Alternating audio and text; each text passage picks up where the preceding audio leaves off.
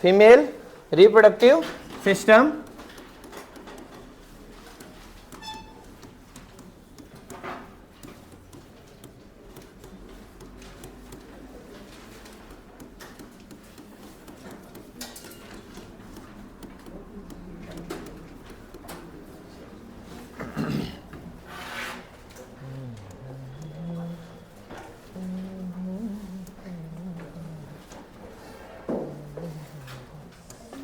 ठीक। हेडिंग तो बेटा डालनी पड़ेगी, हेडिंग डाल लिखेगा कैसे तो।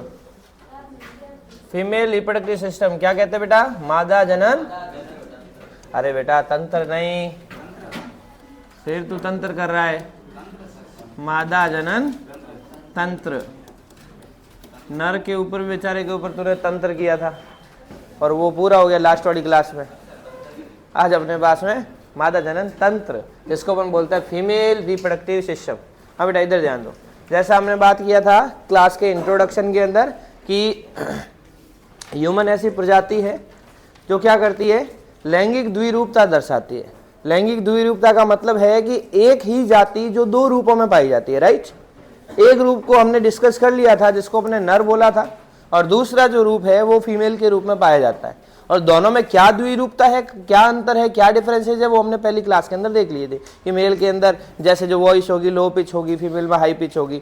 इसके अंदर जो मेमोरी ग्लैंड मतलब स्तन ग्रंथि है वो लेस डेवलप होगी, उधर वेल डेवलप होगी, ठीक है। श्रोणी मेखला वाला पोर्शन है मेल के अंदर जो ज़्यादा वसा वाला नहीं होगा, लेकिन इनके पेल्विक ग्रिडल के अंदर यानी श्रोणी मेखला के अंदर क्या होता है कि वसा का जमाव पाया जाता है, ठीक है। फिर बालों वाला भी बोला था कि मेल के अंदर बाल ज़्यादा होते हैं, फीमेल के अंदर कम होते हैं। आज उसी रिलेटेड में हम इस मानव प्रजाति का दूसरा रूप देखते हैं। दूसरे रूप का मतलब है कि हम देखते हैं मानव जनन तंत्र, फीमेल रिप्रोडक्टिव सिस्टम। अगर फीमेल रिप्रोडक्टिव सिस्टम की बेटा बात करें तो फीमेल के अंदर भी हमें दो चीजें पढ़नी पड़ेगी। एक तो प्राथमिक लैंगिक अंग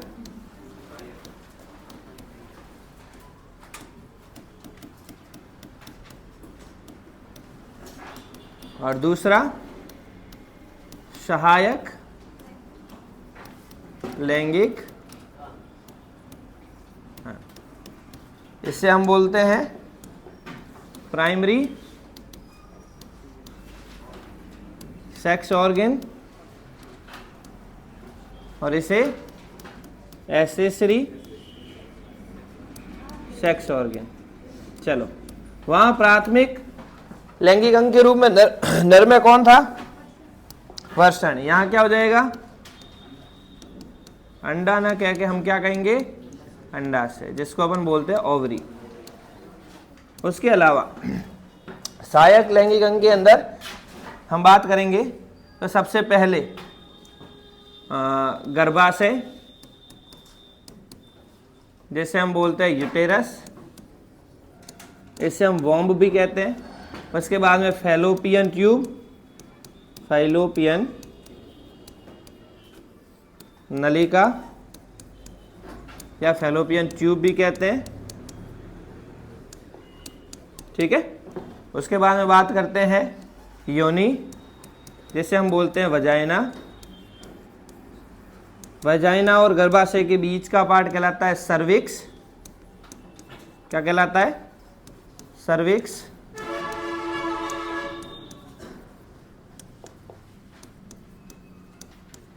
सर्विक्स, ठीक है।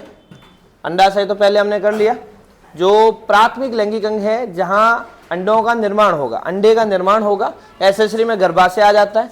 फैलोपियन ट्यूब आ जाती है। फैलोपियन ट्यूब जो है वो कुछ पार्ट्स में डिवाइड रहती है। सबसे पहली अंडाशय से जो चीज जुड़ी रहती है उसको अपन बोलते हैं फिम्बरी। फिम्बरी मतलब झालर कहते हैं जिसको। कुछ फिंगर लाइक प्रोजेक्शन होते हैं, फिंगर लाइक आउटग्रोथ होती है, अतिवृद्धियां रहती है, जो क्या करती है अंडे को अंडाशय से लेकर के आगे गर्भाशय तक पहुंच जाएगी, ठीक है। ये फैलोपियन ट्यूब ही एक ऐसी चीज है जिसके अंदर किसकी प्रक्रिया? निषेचन की प्रक्रिया होती है। फर्टिलाइजेशन जो है इसी फैलोपियन ट्यूब में होता है, फर्टिलाइजेशन। कोई दिक्कत? आगे चलते हैं।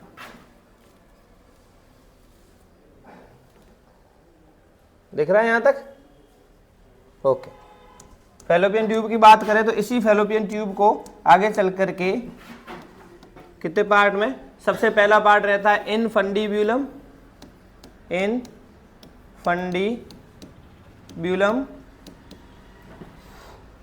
अंडाशय के या अंडाशय को ग्रहण करके फिम्बरी के जस्ट पास वाला पोर्शन। उसके बाद में आता है एम्पुला, जिसको अपन तुम्बिका कहते हैं, एम्प्यूला, और एम्पुला के बाद में एस्थमस। एस्थमस ये कौन से पार्ट है, अपन जब डायग्राम बनाएंगे तब समझ में आ जाएगा, ठीक है। और जो निषेचन का मेन जो जगह रहती है फैलोपियन ट्यूब की, वो एम्प्यूला और एस्थमस यानी कि एम्प्यूलेरिक स्थमिक रीजन रहता है, दोनों का साथ में जॉइंट जहां रहता है उस चीज को। आगे चलकर बात करें तो ये जुड़ जाता है, देखो अंडाशय, अंडाशय के बाद में फिम्बरी, इनफंडिब्यूलम, एम्पुला, एस्थमस, एस्थमस के बाद में गर्भाशय, गर्भाशय के बाद में सर्विक्स, सर्विक्स के बाद में योनि, और योनि के जस्ट आगे की तरफ हम कहते हैं कि मूत्र जनन मार्ग, जिसको हम बोलते हैं यूरिनो जेनिटल पैसेज। ये तो हो गई अपने पास में फीमेल रिप्रोडक्टिव सिस्टम में कौन कौन सी चीजें होती है और हमें कौन कौन सी चीजें पढ़नी है उसकी बात। अब डायग्राम के अंदर डायग्राम बना करके हम बताएं कि ये सारी चीजें एक्चुअल में होती कहां पर है, ठीक है। नेक्स्ट, अगर डायग्राम की बात करें तो सबसे सेंटर में, सेंटर का मतलब फीमेल का जो पेल्विक वाला रीजन है उसके जस्ट ऊपर की तरफ एक इस तरीके से है ना, पियर कहते हैं ना, पियर किसको कहते हैं, पियर सुना होगा आपने, फल है एक प्रकार का, कौन सा, नाशपाती कहते हैं ना। तो इन्वर्टेड पियर जैसी संरचना रहती है, किस तरीके से,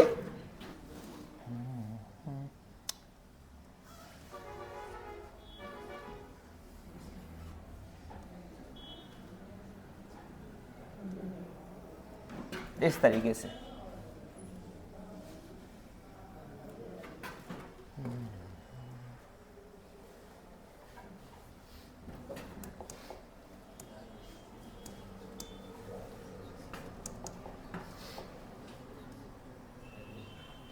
यहां पर रहती है फिम्बरी, यहां पर भी फिम्बरी,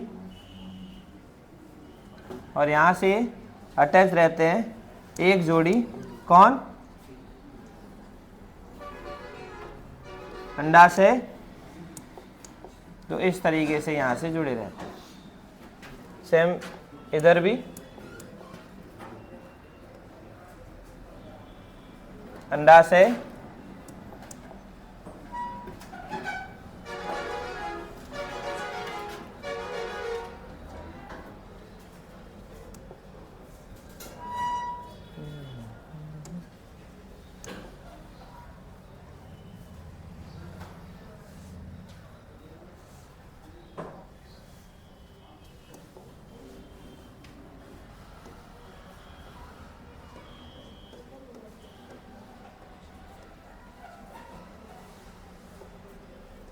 इस तरीके से ये पोर्शन रहता है, जिसके अंदर हम बात करें, एक सेकंड बेटा,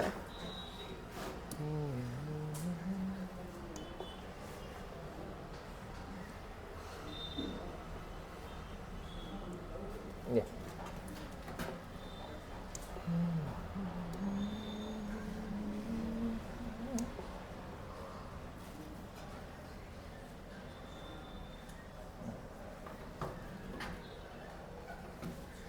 यहां रहती है लेयर्स,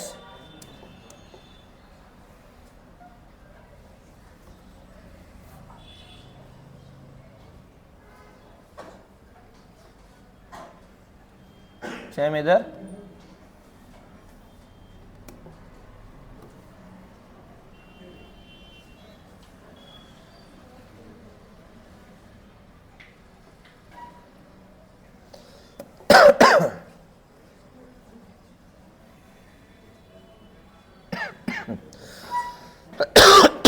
इस स्ट्रक्चर को हम कहते हैं क्या बेटा, इस स्ट्रक्चर को कहते हैं हम फीमेल रिप्रोडक्टिव सिस्टम।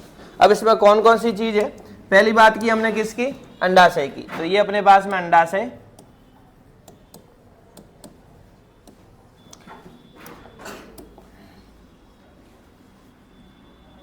ये अंडाशय जस्ट ऊपर की तरफ जिस पार्ट से अटैच रहता है, ये इसको अपन बोलते हैं फिम्बरी। क्या बोलते हैं बेटा?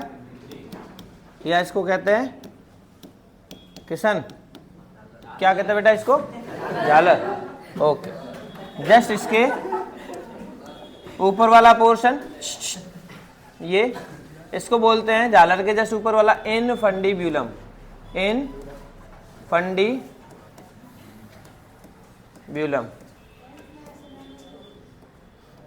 देखो बेटा, बायोलॉजी एक ऐसा सब्जेक्ट है जिसके अंदर हिंदी से ज़्यादा इंग्लिश लैंग्वेज को प्रेफर किया जाता है। अपना जो पेपर रहता है ना लास्ट में, उसके अंदर भी हिंदी की जगह मोस्ट ऑफ इंग्लिश को हिंदी बना के, जैसे लास्ट मैंने आपको बताया था क्वेश्चन आया था प्लाज्मोलाइज्ड सेल। बच्चे भ्रमित हो गए किसमें? जीव द्रव्य कुंचित कोशिका में। जीव द्रव्य कुंचित पढ़ के गए और वहाँ टर्म आई प्लाज्मोलाइज, उसको इंग्लिश में प्लाज्मोलाइज ही बोलते हैं, है ना। प्लाज्मोलाइसिस, डी प्लाज्मोलाइसिस हमने पढ़ा है। तो हिंदी भी ध्यान रखो, इंग्लिश भी ध्यान रखो। और ये ऐसे जो है अंडाशय कोई नहीं बोलता, सीधे बोला जाता ओवरी। ठीक है, आगे देखो, इनफंडिब्यूलम के बाद में ये एम्प्यूला, इसके बाद में ये वाला जो पोर्शन है इसको बोलते हैं इस्थमस। इस्थमस, सेम चीजें रिपीट होगी इधर की तरफ भी। ओके, आगे देखो, ये वाला जो पोर्शन है इसको बोलते हैं फंडस। क्या बोलते हैं बेटा? फंडस। फंडस। और यही वाला जो पोर्शन है ये, जिसको हम वॉर्म या गर्भाशय के नाम से जानते हैं। किस नाम से बेटा? गर्भाशय, या जिसको यूटेरस कहते हैं। सेम यहां पर चीजें रिपीट हो गई। यहां की बात करें, ये इसको बोलते हैं सर्विक्स। सर्विक्स के बाद में ये यहां वाला पोर्शन जिसको अपन बोलेंगे योनि, क्या हुआ? वजाइना। और ये वाला जो पोर्शन है इसको बोलते हैं मूत्र जनन मार्ग, यूरिनोजेनिटल पैसेज। अब ध्यान दो कि ये जो गर्भाशय है, उस गर्भाशय के चारों तरफ जो गर्भाशय है वो 3 परतों से मिलकर बना होता है। कितनी परतों से? ये बाहर वाली लेयर, ये उसके अंदर वाली लेयर, ये उसके भी अंदर वाली लेयर, 3 लेयर बनाई बेटा। एक लेयर जो है सबसे बाहर वाली, इसको अपन बोलते हैं पेरीमेट्रियम। क्या बोलते हैं बेटा? पेरीमेट्रियम। पेरीमेट्रियम के नीचे की तरफ जो रहती है उसको बोलते हैं मायोमेट्रियम। मायोमेट्रियम। और मायोमेट्रियम के जस्ट अंदर की तरफ जो रहती है उसको बोलते हैं एंडोमेट्रियम। एंडोमेट्रियम। फीमेल या गर्ल्स के अंदर जो मेंस्ट्रुअल पीरियड्स रहते हैं, मेंस्ट्रुअल साइकिल्स रहते हैं, इस एंडोमेट्रियम लेयर के या एंडोमेट्रियम वॉल के रप्चर होने से, रप्चर होने मतलब टूटने से ही जो है उसी को अपन मेंस्ट्रुअल साइकिल बोलते हैं। यही रप्चर होती है। एक हार्मोन रहता है ओवरी के अंदर, जो एक हार्मोन पाया जिसका नाम है प्रोजेस्टेरॉन। वो प्रोजेस्टेरॉन हार्मोन जब सीक्रेट होता है तब ये जो अपने पास में कौन, एंडोमेट्रियम, इसकी मोटाई, यानी कि जो प्रोजेस्टेरॉन हार्मोन है एंडोमेट्रियम वॉल को मोटा रखने का काम करता है। जैसे प्रोजेस्टेरॉन हार्मोन का लेवल कम हो जाता है तो क्या होता है कि एंडोमेट्रियम वॉल जो है वो रप्चर हो जाती है और मेंस्ट्रुअल साइकिल आते हैं। क्लियर? मायोमेट्रियम वही है जिस टाइम कहते हैं ना कि लेबर पेन स्टार्ट हो गया फीमेल के अंदर। लेबर पेन का मतलब जिस टाइम डिलीवरी होनी होती है उससे पहले लेबर पेन स्टार्ट होता है, वो इसी मायोमेट्रियम के अंदर कॉन्ट्रैक्शन, कॉन्ट्रैक्शन का मतलब संकुचन होने स्टार्ट हो जाते हैं, है ना।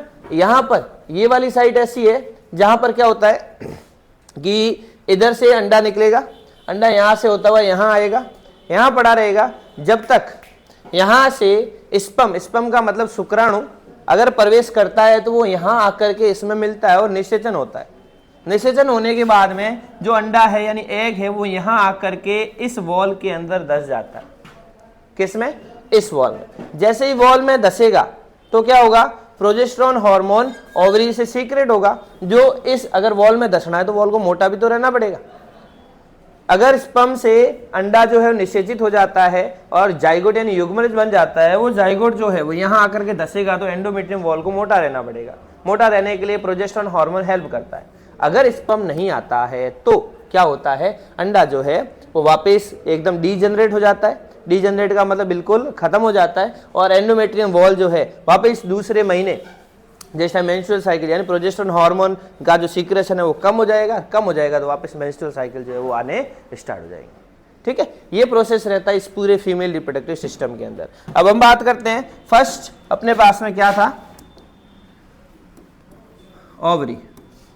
ओवरी मतलब अंडाशय।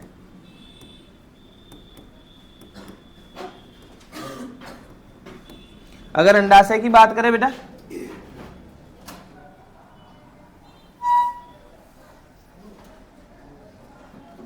इस तरह से एक संरचना रहती है, इस तरीके से एक स्ट्रक्चर रहती है जिसकी जो ये लेयर है, इस लेयर को हम कहते हैं बेटा ट्यूनिका एल्बुजिनिया। क्या बोलते हैं? Tunica albuginea. ये जो अंदर वाला पोर्शन है इसके अंदर का, उस पोर्शन को हम कहते हैं स्ट्रोमा। क्या कहते हैं बेटा? स्ट्रोमा। स्ट्रोमा है वो दो पार्ट में डिवाइड रहता है। कितने पार्ट में? दो पार्ट में। जो अंदर वाला पोर्शन है उस अंदर वाले पोर्शन में भी दो पार्ट रहते हैं, एक तो परिधीय भाग और एक केंद्रीय भाग।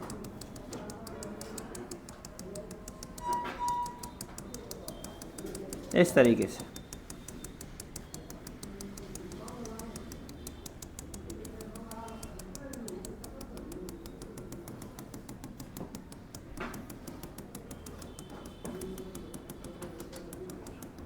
ये परिधीय भाग, और परिधीय भाग को हम क्या कहते हैं? जो परिधीय भाग और उसके बाद में सेंटर भाग को तो कहते हैं हम स्ट्रोमा, और परिधीय भाग को हम कहते हैं कॉर्टेक्स। परिधीय भाग जो है वो कहलाता है कॉर्टेक्स, सेंटर वाला भाग जो है कहलाता है स्ट्रोमा। इसी स्ट्रोमा के अंदर बहुत सारी छोटी छोटी फॉलिकल मतलब पुट्टिका जैसी संरचनाएं होती है।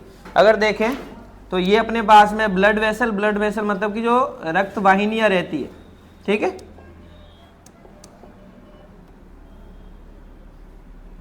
ये रक्त वाहिनियां। इसके अंदर सबसे पहले एक छोटी सी पुट्टिका, ये छोटी सी पुट्टिका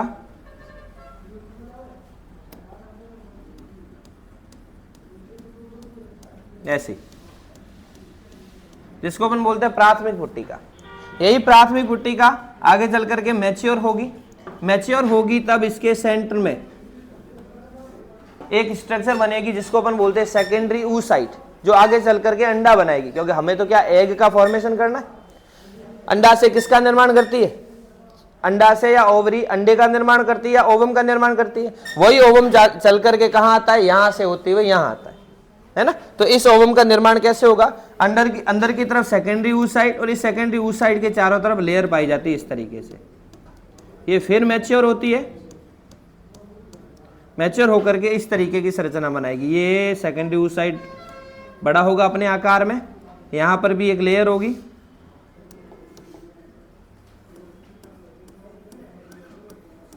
ऐसे, और इसको बोलते हैं जोना पेलुसिडा, और उसके बाहर भी एक लेयर होगी। ये मैच्योर होकर के इस तरीके की संरचना बनेगी ऐसे। कोरोना रेडिएटा कहते हैं जिसको, इस तरीके से।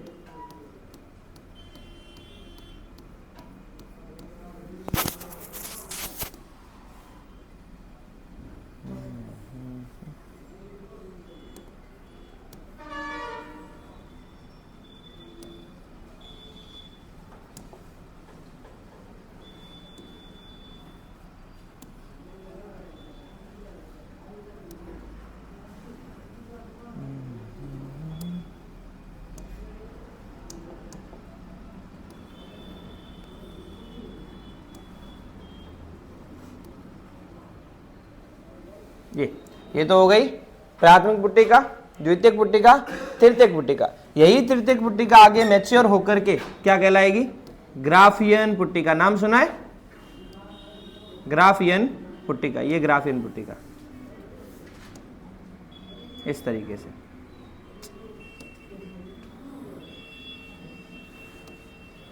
यही जो है मैच्योर होकर के आगे कहलाएगी ग्राफियन पुट्टिका। ऐसे अंदर की लेयर, बाहर की लेयर, बीच में क्या है, एक कैविटी या गुहा बन गई। इस गुहा को हम बोलते हैं बेटा एंट्रम। क्या बोलते हैं? ये अपने पास में प्राथमिक या प्राइमरी फॉलिकल, प्राथमिक पुट्टिका, जो आगे चलकर के द्वितीयक में, द्वितीयक आगे चलकर तृतीयक में, और तृतीयक फाइनली किस में कन्वर्ट हो जाती है? ग्राफियन पुट्टिका में।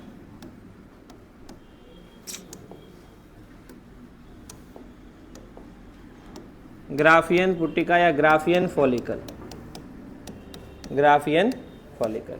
इस ग्राफियन फॉलिकल के सेंटर में एक स्ट्रक्चर मौजूद है। इस स्ट्रक्चर को हम बोलते हैं सेकेंडरी oocyte, द्वितीयक oocyte कहते हैं, जो आगे चल करके ओवम बनाता है। द्वितीयक oocyte। इन दोनों के बीच में कैविटी बनी, इस कैविटी को हम कहते हैं क्या? ये जो है ना खाली जगह, इसको बोलते हैं एंट्रम। क्या बोलते हैं? तो लिक्विड से भरी रहती है, इस गुहा को हम एंट्रम बोलते हैं। सीधा पूछा जाता है कि एंट्रम स्थित होती है, तो आंसर है ग्राफियन फॉलिकल। ग्राफियन फॉलिकल के बीच में गुहा या कैविटी है ना, क्या कहलाती है? तो एंट्रम कहलाती है। चीज समझ में आई? ये क्या होगा, यहाँ जिस टाइम मेंस्ट्रुअल साइकिल स्टार्ट होंगी, डे 1 से लेकर के डे 5 या 6 तक को तो क्या चलेगा? तब तक चलेगा मेंसेस साइकिल। मेंसेस का मतलब ब्लीडिंग होगी। ब्लीडिंग के जस्ट बाद में जब ब्लीडिंग को रोकना है, तब एक हार्मोन स्त्रावित होता है, अपनी पिट्यूटरी ग्लैंड है ना, पीयूष ग्रंथि, वो एक हार्मोन सीक्रेट करती है जिसका नाम है FSH, follicle stimulating hormone. Follicle stimulating hormone का मतलब है पुट्टिका को प्रेरित या निर्मित करने वाला हार्मोन। पुट्टिका बनेगी, जैसे ही पुट्टिका बनेगी उधर प्रोजेस्टेरोन हार्मोन का जो लेवल है वो इंक्रीज होगा, वो एंडोमेट्रियम वॉल को क्या करने लगेगा? धीरे धीरे मोटा करने लगेगा। पुट्टिका बनी, पुट्टिका फाइनली क्या बनाएगी? ग्राफियन फॉलिकल बनाएगी। ऐसा करके जैसे ही मेंस्ट्रुअल साइकिल में उस महीने का 14वां दिन आएगा, 14th डे, 14वें दिन पर क्या होगा कि ये जैसे ग्राफियन फॉलिकल बनेगी, ये अंडाशय की भित्ति जो है वो रप्चर होगी। यहां से रप्चर होगी तो अंडा क्या आएगा? बाहर आएगा। तो उस फेज को बोलते हैं हम अंडोत्सर्ग फेज। पहली वाली ब्लीडिंग फेज, सेकंड वाली फॉलिकुलर फेज। ब्लीडिंग का मतलब है कि रक्त बहाव की अवस्था, दूसरी पुट्टिका बनने की अवस्था जिस टाइम FSH हाई रहता है, तीसरी जिस टाइम ये जो अंडाशय को रप्चर होना है तो एक हार्मोन उत्तेजित हो जाता है। कौन? वही FSH है ना, फॉलिकल स्टिमुलेटिंग हार्मोन। किसने किया? पीयूष ग्रंथि ने। वही पीयूष ग्रंथि एक और हार्मोन स्त्रावित करती है जिसका नाम होता है LH। LH मतलब ल्यूटिनाइजिंग हार्मोन, जिसको अपन कहते हैं लयनकारी हार्मोन। वो क्या करता है? अंडाशय की भित्ति को रप्चर करता है। अंडाशय की भित्ति को रप्चर करते ही ये जो ग्राफियन फॉलिकल है ये फटेगी और यहां से क्या बाहर आएगा? अंडा बाहर आएगा। ये जो है ना, ये फाइनली फटेगी। इस तरीके से आगे वाली स्ट्रक्चर बनाए। देखो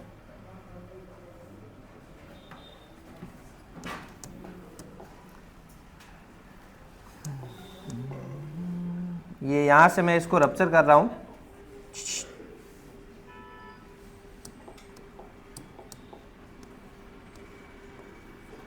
यहां से जैसे ही जो ग्राफियन फॉलिकल है वो रप्चर होगी। रप्चर होने से क्या होगा? इस तरीके से रप्चर दिखाऊं मैं, ठीक है। ये इसके कांटेक्ट में आएगी, इस तरीके से ये कांटेक्ट में आएगी, और ये जो अंडा है, अंडा यहां से कहां जाएगा? बाहर आ जाएगा। इसको अपन इस स्ट्रक्चर में अभी नहीं दिखाएंगे, बाद में दिखाएंगे, क्योंकि अभी हमें अंडाशय की संरचना पढ़नी है, ठीक है। जैसे ही अंडा बाहर आ जाएगा, पीछे एक संरचना बचेगी, उस संरचना को हम क्या कहते हैं? Corpus luteum. क्या बोलते हैं बेटा?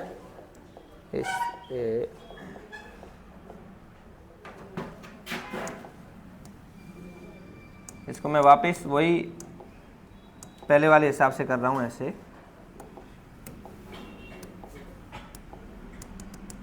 इस तरीके से।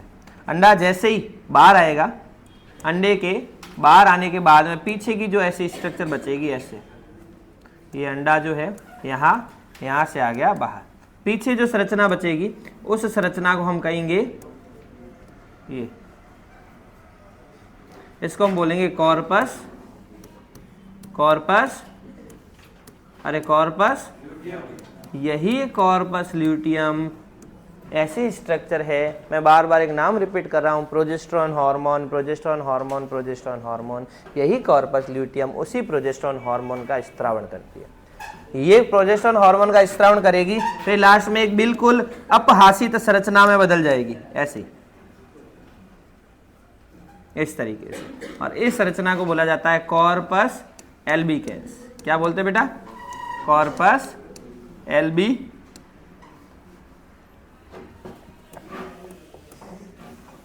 कॉर्पस एल्बिकेंस, ऐसे। ये पूरी संरचना जो है वो क्या कहलाती है? इसको अपन नाम दे देते हैं अंडा या एग, ठीक है। इस संरचना को हम बोलते हैं ओवरी या अंडाशय। आपको इस संरचना तो पूछी नहीं जाती, लेकिन इससे रिलेटेड सवाल पूछे जाते हैं। कैसे सवाल आएंगे? पहली चीज कि जो अंडाशय का आंतरिक यानी कि अंदर वाला भाग है वो कितनी लेयर से बना होता है? तो दो भाग में पार्टिसिपेट रहता है, सॉरी डिवाइड रहता है। एक को तो अपन बोलते हैं, बाहर वाला जो है उसको बोलते हैं कॉर्टेक्स, अंदर वाले को बोलते हैं स्ट्रोमा।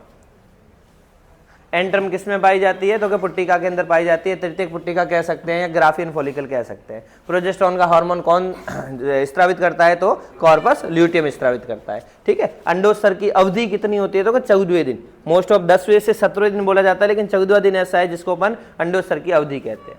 ओके, चीज समझ में आई? ये अगर अब इसके बारे में हम थोड़ा डिस्कशन देखें, एक मिनट बेटा,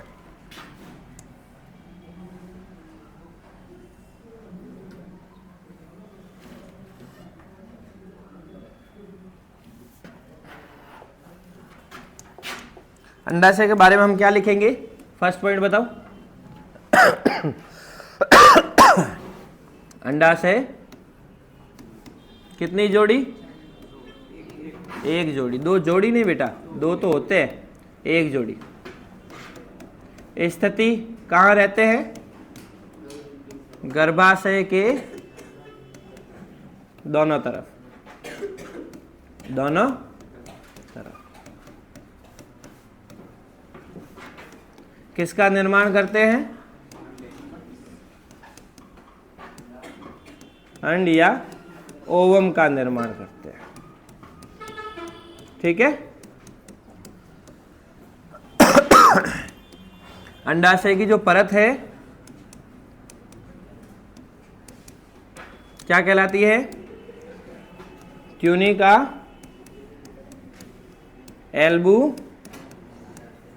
एल्बुजिनिया।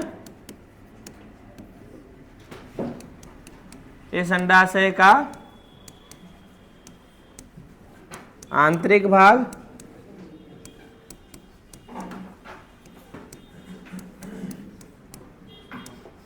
कितने भागों में बटा रहता है? दो भागों में। परिधीय भाग क्या कहलाता है? परिधीय कॉर्टेक्स। और अंदर वाला भाग क्या कहलाता है? आंतरिक स्ट्रोमा। क्लियर? कोई दिक्कत? आगे चलते हैं, आगे देखो। फिर बात करें कि इस अंडाशय के अंदर कौन बनती है? पुट्टिका, या उसको क्या बोलते हैं? फॉलिकल। फाइनली जाकर के क्या बनाती है? ग्राफियन पुट्टिका। और इस ग्राफियन पुट्टिका के सेंटर में, केंद्र में कौन रहता है? Secondary oocyte। Secondary oocyte, okay. Secondary oocyte। और सेकेंडरी oocyte के जस्ट ऊपर एक कैविटी रहती है, गुहा रहती है। उस गुहा का क्या नाम है? एंट्रम। और इसी के अंदर जो परतें हैं, उन परतों को हम क्या बोलेंगे? एक को तो बाहर वाली को बोला था क्या? कोरोना, सॉरी जोना पेल्यूसिडा, और फिर कोरोना रेडिएटा। ये हमें ग्राफियन फॉलिकल के बारे में ध्यान रखना है। आगे देखो, फिर ग्राफियन फॉलिकल जब रप्चर होगी उस पीरियड को क्या कहा जाता है? अंडोत्सर्ग, या जिसको अपन बोलते हैं बेटा ओव्यूलेशन। क्या कहते हैं? कौन सा दिन? 14वें दिन,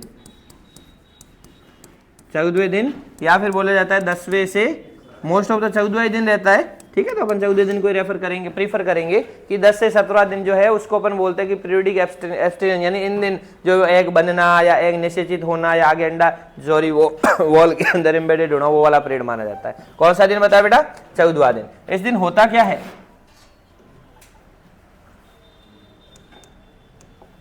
इस दिन क्या होता है बेटा? ग्राफियन पुट्टी का रप्चर। रप्चर मतलब फटती है तथा किसका? अंडे का, या अंड या ओवम का उत्सर्जन करती है। उत्सर्जन का मतलब वहां से निकालती है, उत्सर्जन करती है। फिर देखो,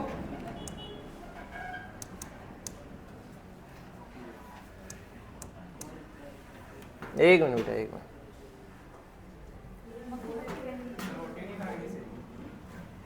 मैडम आप हटो यहाँ से, हम आपके बारे में नहीं पढ़ रहे।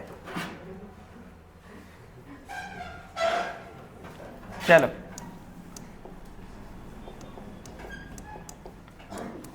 जब ये अपने पास में अंडोत्सर्ग हो जाएगा, अंडा निकल जाएगा, तो पीछे जो स्ट्रक्चर बचती है,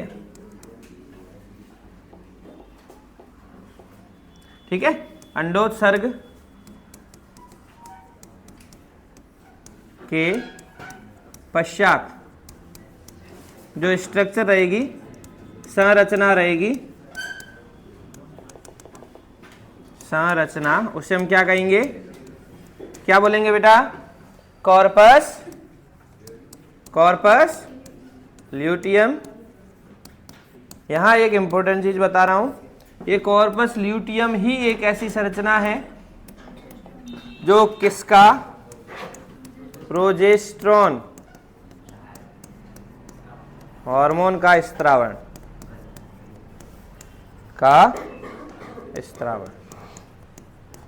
समझ में आया? आके थोड़ी सी चीज और, ये जो कॉर्पस ल्यूटियम है आगे चल करके और रप्चर होगी, किस में बदलेगी? Corpus albicans.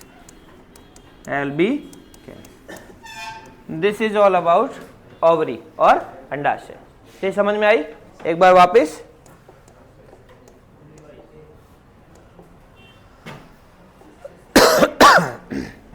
हमने स्टार्ट किया female reproductive system. Female reproductive system का मतलब है कि दो ऑर्गन, एक तो प्राथमिक और एक सहायक। प्राथमिक कौन? अंडाशय। सहायक कौन कौन से है? गर्भाशय हो गया, फैलोपियन ट्यूब हो गई, योनि यानी वजाइना हो गया और सर्विक्स हो गया। उसके बाद में मूत्रजनन मार्ग। इसी अंडाशय की इसी फीमेल रिप्रोडक्टिव सिस्टम की अगर अपन स्ट्रक्चर देखें तो अंडाशय, गर्भाशय के लेफ्ट और राइट दोनों तरफ एक जोड़ी पाए जाते हैं, है ना। फैलोपियन ट्यूब, ये पूरी फैलोपियन ट्यूब है।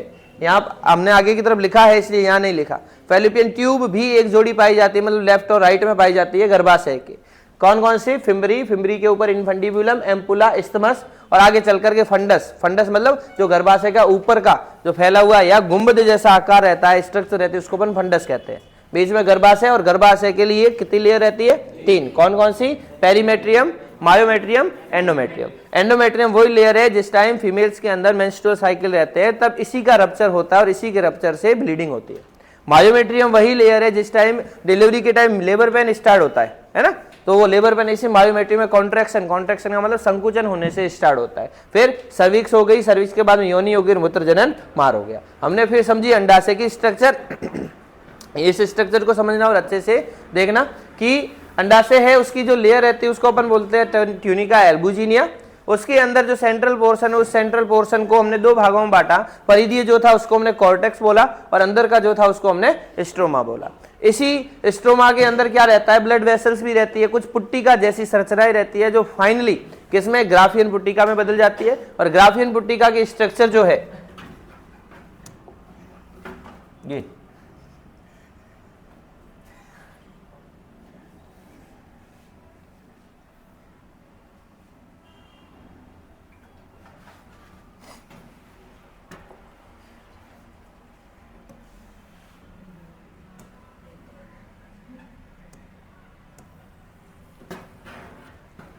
यही है बेटा ग्राफियन फॉलिकल।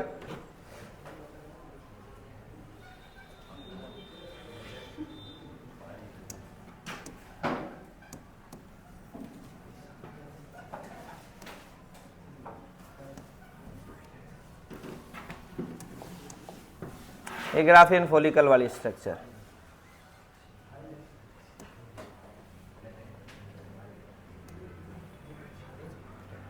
ठीक है, इसकी स्ट्रक्चर हमने ऑलरेडी समझा रखा है। बीच में जो गुआ है वो एंट्रम है जो लिक्विड से भरी रहती है। ओके, अंडा जब इसकी पूरा पूरा निर्मित हो जाएगा तब इसकी वॉल से अटैच हो जाएगा, 14वें दिन अंडोत्सर्ग हो जाएगा, बाहर आ जाएगा। पीछे वाली स्ट्रक्चर कॉर्पस ल्यूटियम, और कॉर्पस ल्यूटियम आगे चल करके कॉर्पस एल्बिगेंस में बदलती है। कॉर्पस ल्यूटियम बनती है, उससे पहले भी एक स्ट्रक्चर बनती है लेकिन अपने सिलेबस में है नहीं, लेकिन नाम ध्यान रखना, कॉर्पस हीमोराइजा।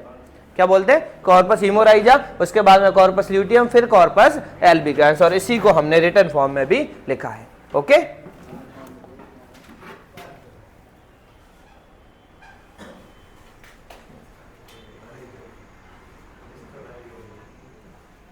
कोई दिक्कत?